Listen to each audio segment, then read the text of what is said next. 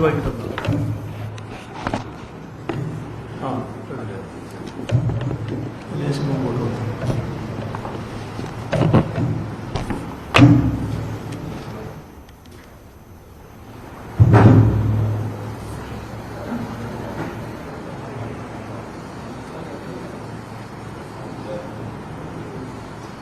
തെരഞ്ഞെടുപ്പിന്റെ ഒന്നാം ഘട്ടമൊക്കെ കഴിഞ്ഞ് നിൽക്കുന്ന ഒരു സമയമാണല്ലോ. ഇന്നലെ രാജ്യത്തുണ്ടായ ഒരു സംഭവം തെരഞ്ഞെടുപ്പ് രംഗത്ത് വളരെ പ്രാധാന്യമർഹിക്കുന്ന ഒന്നാണ്. ഡൽഹിയിൽ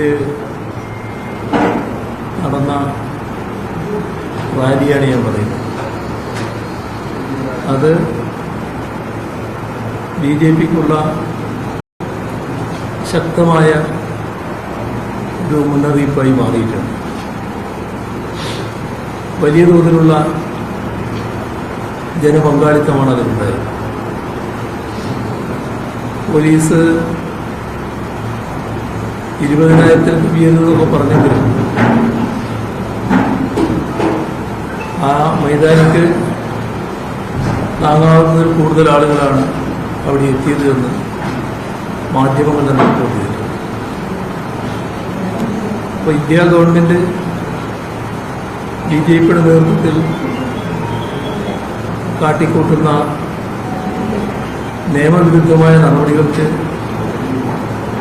എതിരെയുള്ള ശക്തമായൊരു മുന്നറിയിപ്പായിട്ടാണ് അത് മാറിയത്. ഇത് ബി.ജെ.പിക്കുള്ള താക്കീതായിരിക്കുമ്പോൾ തന്നെ കോൺഗ്രസ് ഇതിൽ നിന്നൊരു പാഠം ഉൾക്കൊള്ളേണ്ടതുണ്ട്. കാരണം ബി.ജെ.പി അവർക്ക് വ്യത്യസ്തതയുള്ള പ്രതിപക്ഷ രാഷ്ട്രീയ പാർട്ടികളിൽപ്പെട്ട നേതാക്കളെയും പ്രവർത്തകരെയും രാജ്യവ്യാപകമായി വേട്ടയാടുന്ന നിലയാണ് സ്വീകരിക്കുന്നത്. അങ്ങനെ വേട്ടയാടുമ്പോൾ കോൺഗ്രസ് ഇതരായ പ്രതിപക്ഷ പാർട്ടികളിൽപ്പെട്ടവർക്ക് നേരെ ബി.ജെ.പി വേട്ടയാടൽ നടക്കുമ്പോൾ കോൺഗ്രസ് സ്വീകരിച്ചു വന്ന സമീപനം ആ ബി.ജെ.പി വേട്ടയാടലിനോടൊപ്പം നിൽക്കുന്നതായിരുന്നു. അതിന്റെ ഏറ്റവും വലിയ ഉദാഹരണമാണ് കെജ്രിവാളിന്റെ. ഈ മദ്യനയ കേസ്, അതുമായി ബന്ധപ്പെട്ട് അഴിമതി ആരോപണം ഉയർന്നു വന്നപ്പോൾ അതിൽ ഏറ്റവും പ്രധാനപ്പെട്ട പങ്ക് ഡൽഹി ഗവൺമെന്റിനെതിരെ ആരോപണം ഉന്നയിക്കുന്നതിൽ കോൺഗ്രസ്സാണ് വഹിച്ചത്. ബി.ജെ.പി ഇപ്പൊ കാണുന്ന ഇ.ഡി. ഇടപെടലിന് വഴിവെച്ചത് തന്നെ അത്തരമൊരു നീക്കത്തിന്റെ ഭാഗമാണ് എന്ന് കാണും. ഇതില് അതുമായി ബന്ധപ്പെട്ട പരാതി കോൺഗ്രസ്സാണ് പോലീസിന് നൽകുന്നത്. അതിലൂടെ അവിടെ ഒരു കേസ് രജിസ്റ്റർ ചെയ്യപ്പെട്ടപ്പോൾ ഇ.ഡിക്ക് ആ വഴിയിലൂടെ കടന്നു വരാനായി. അതില് അവിടുത്തെ പ്രധാനപ്പെട്ട ഒരു മന്ത്രിയെ, മനീഷ് സിസോദിയെ അറസ്റ്റ് ചെയ്യുന്ന നില ഇ.ഡി സ്വീകരിച്ചു. അങ്ങനെ ചെയ്തപ്പോൾ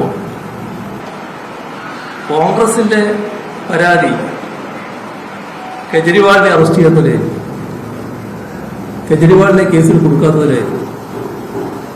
എന്തുകൊണ്ട് കെജ്രിവാളിനെ കേസിൽപ്പെടുത്തുന്നില്ല? കെജ്രിവാളല്ലേ ഇതിനൊക്കെ നേതൃത്വം കൊടുത്തത്. ഇതായിരുന്നു പരസ്യമായി കോൺഗ്രസ് സ്വീകരിച്ച നിലപാട് അത് നല്ലൊരു ഘട്ടം വരെ തുടർന്നു. ഇപ്പോ ഇങ്ങനെയൊരു നിലപാട് കോൺഗ്രസ് സ്വീകരിച്ചത് സ്വാഗതാർഹമായ കാര്യമാണ്. ഇപ്പൊ സ്വീകരിച്ച നിലപാടിനെയല്ല ഞാൻ വിമർശിക്കുന്നത്. നേരത്തെ ഇത്തരമൊരു നിലപാട് സ്വീകരിച്ചത് തെറ്റായിപ്പോയി എന്ന് പറയാനുള്ള ആർജവം കോൺഗ്രസ് നേതൃത്വം കാണിക്കണമായിരുന്നു. ഇന്നലെ ബഹുജൻ റാലിയിൽ കോൺഗ്രസിന്റെ എല്ലാ പ്രമുഖരായ നേതാക്കളും പങ്കെടുത്തിട്ടുണ്ട്. നല്ല കാര്യമാണ്. BJPയുടെ ഇത്തരം നീക്കങ്ങൾക്കെതിരെ ശക്തമായ നിലപാട് സ്വീകരിച്ചു പോവുക എന്നത് ആവശ്യമായിട്ടുള്ള കാര്യമാണ്. ഇവിടെ എല്ലാ രാഷ്ട്രീയ പാർട്ടികൾക്കും നേരെ BJPയുടെ നേതൃത്വത്തിലുള്ള കേന്ദ്ര ഗവൺമെന്റ് തങ്ങളുടെ ഇംഗിതമനുസരിച്ചുള്ള നടപടികൾ സ്വീകരിക്കുമ്പോൾ പിടിച്ചു നിൽക്കാൻ കഴിയാത്ത ഒരുപാട് കോൺഗ്രസ് നേതാക്കളാണ് ഉണ്ടാകുന്നത്. അശോക് ചവാന്റെ കാര്യം രാഹുൽ ഗാന്ധി തന്നെയാണ് രാജ്യത്തോട് വിളിച്ചു പറഞ്ഞത്. അദ്ദേഹം കരഞ്ഞുകൊണ്ട് പറഞ്ഞു എന്നാണ് പറയുന്നത്, ജയിലിൽ പോകാൻ കഴിയില്ല, ഞാൻ BJPയിലേക്ക് പോവുകയാണ്. ഇവിടെ രാഷ്ട്രീയ പ്രവർത്തകരെന്ന് പറയുമ്പോൾ വെറും കസേരയിൽ ഇരുന്ന്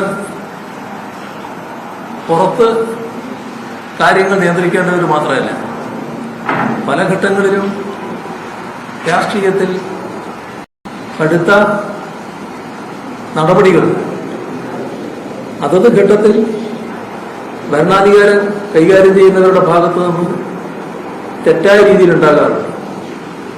എത്രയോ ഉദാഹരണങ്ങൾ നമ്മുടെ എല്ലാം അനുഭവത്തിലുള്ളതാണ്.